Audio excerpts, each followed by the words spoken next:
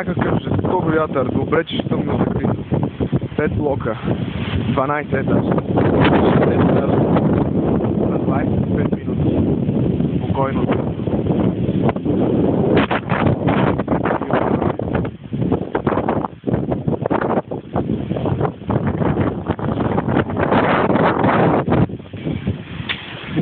Троши.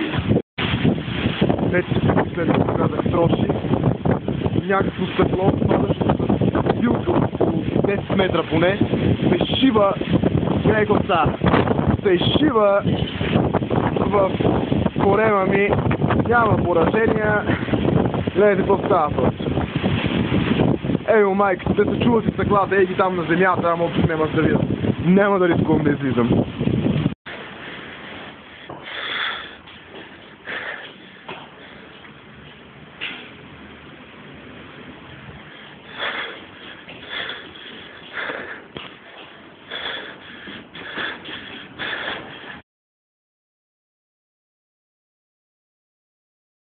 Всъщност го минах за 21 минути. Само че без никакъв зор. Добре беше. Второ най-добро време в живота ми. Сега няма да казвам къде се намирам и какво правя. Само ще кажа на здраве.